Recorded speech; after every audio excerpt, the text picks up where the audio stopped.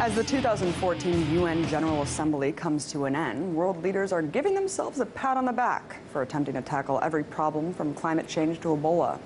But perhaps no achievement has been highlighted more by diplomats than an anti-terrorism resolution unanimously passed by the Security Council last week.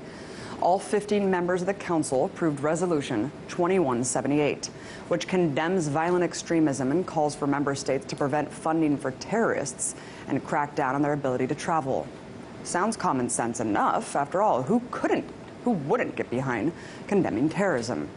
But some civil liberty advocates are concerned that the resolution contains similar elements as the USA Patriot Act, a 9/11 piece of legislation that codified much of the mass surveillance state and Fourth Amendment violations we see today. And despite these concerns, there's been virtually no scrutiny of the vagueness of the resolution's language and its specific provisions. So here to discuss how this resolution could change the behavior of world governments, I'm joined now by RT correspondent Marina Portnaya. Marina, let's start by outlining exactly what UN Resolution 2178 calls for with regards to restricting international travel and enhancing global surveillance. Well, Abby, the resolution requires all UN member states to take a series of measures to prevent the movement and recruitment of foreign terrorist fighters. So, for example, law enforcement agents now have the authority to prevent and suppress what they deem as recruiting, organizing, transporting, or equipping of individuals who travel to a foreign country for the purpose of committing terrorist attacks. Officials can prevent people from traveling if they have, quote, credible information that provides reasonable grounds, unquote. But what that actually means, we don't know because that statement wasn't defined in the resolution.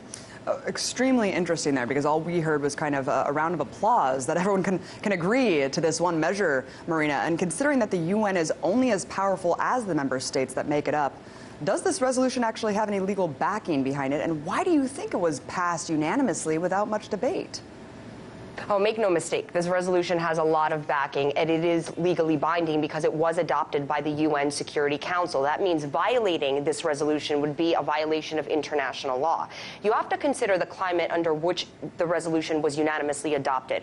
We just saw the U.S.-led coalition of airstrikes against Iran and Syria begin. The U.S. says it was to target Islamic State militants. Europe also just announced that 3,000 of its citizens have traveled overseas to join ISIS. The U.S. says at least 100 Americans have done the same. So with the fear over these foreign terrorist fighters growing, what country wants to be the one to veto or vote against a resolution that's allegedly aimed at combating an international threat? So here we have clearly all these countries of the Security Council agreeing on a text. And so let's talk about the concerns here. Why are civil liberties advocates concerned with the text?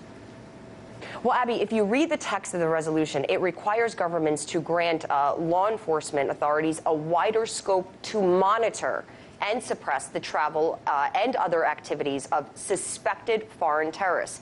But how each country defines potential terrorists or jihadists is different. This could allow countries to monitor more people in the name of international security.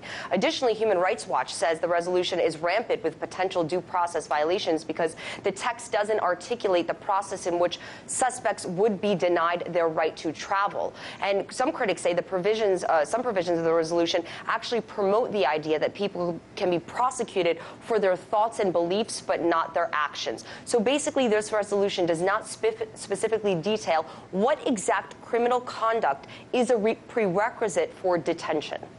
You bring up a really good point, which is that it's kind of all up to the discretion of these member states, Marina, of what deems a terrorist threat or extremist thought, radicalization. Of course, there's also worries from some advocacy groups about racial profiling, but it does say specifically that it would not base stereotypical profiling prohibiting travel. Is there any reason why those people should be concerned?